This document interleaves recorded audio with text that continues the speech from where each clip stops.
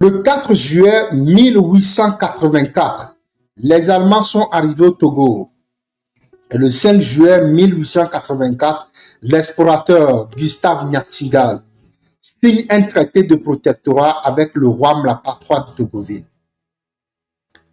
Sur une superficie de 88 500 km², dès leur arrivée, après la signature du traité de protectorat, les Allemands ont attaqué les infrastructures.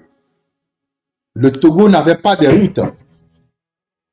Les Allemands ont commencé à construire des routes.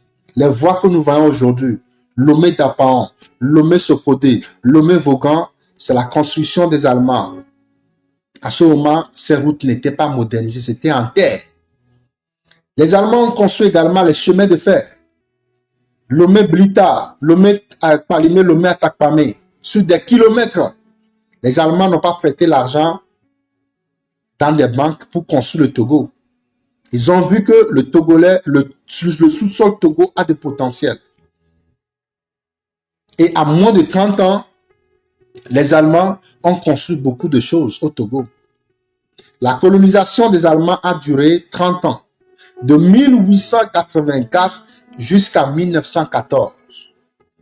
Les Allemands avaient commencé à construire même des villes. Le port de Lomé, ils ont renforcé l'économie du Togo. Ils ont investi dans le coton, le café, le cacao. Après l'échec de la Première Guerre mondiale, en 1914, le Togo a été divisé. Une partie liée au Ghana et le Togo est resté avec une superficie de 56 600 km². Le Togo a été placé alors sur la tutelle de la France. La France a pris le Togo de 1914 jusqu'à 1960. Quelles sont les réalisations de la France à cette époque? Ils ont juste développé l'éducation, réorganisé l'administration, modernisé certaines routes et un peu renforcer l'économie du Togo. C'est tout ce que la France a fait. Mais les Allemands ont fait 30 ans de colonisation. Ils ont mis des fondations, créé des routes, construit des chemins de fer, faire beaucoup de choses, ce que la France n'a pas pu faire. En 1960, le 27 avril, le Togo obtient finalement son indépendance. À la tête, on avait le père de l'indépendance, Sylvanus Epiphanios Olympio, qui était le premier président du Togo. Ce monsieur voulait obtenir l'indépendance totale du Togo sur toutes les plans. Mais la France a vu que ça ne peut jamais l'arranger. Si Sylvanus Olympio change la monnaie du Togo, commence à transformer des choses, ça ne peut jamais avantager la France. Qu'est-ce qu'ils ont fait? En complicité avec certains dirigeants, certains sergents, des anciens combattants venus de la guerre d'Indochine, certains Tchadiens, Étienne Iyadema et Bodjolé, sergent Bodjolé, en complicité avec certaines personnes, ils ont assassiné ce dernier. Et la France nous a imposé la famille Gnassingbé depuis 1967 jusqu'à 2026 aujourd'hui. On est toujours sous une nouvelle forme de colonisation que la France nous a imposée. Aujourd'hui, la famille Gnassingbé dirige le Togo presque 60 ans. La France, qui a pris le Togo de 1914 jusqu'à 1960, qui a fait déjà 46 ans, en pillant le Togo, sans rien laisser, en détruisant des infrastructures que les Allemands ont construites, ils nous ont imposé la famille Gnassingbé en 1967. La famille Gnassingbé dirige le Togo de 1967 jusqu'à 2026. Ça fait presque 60 ans.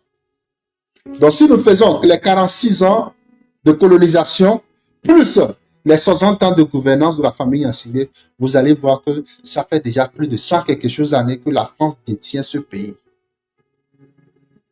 Et aujourd'hui, je vois des jeunes Togolais faire de l'indépendance, faire de l'indépendance.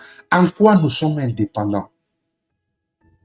Si aujourd'hui, à moins de 30 ans, les Allemands ont pu mettre des fondations, des bases au Togo, et que la famille Gnassingbé, qui a dirigé le Togo, au moment où il y avait déjà des équipements, de 1967 jusqu'à 2026 aujourd'hui, le Togo est endetté jusqu'à 4700 milliards de francs CFA. Et nous n'avons pas pu finaliser ce que les Allemands ont construit. On est tellement en retard. Le Togo est tellement en retard.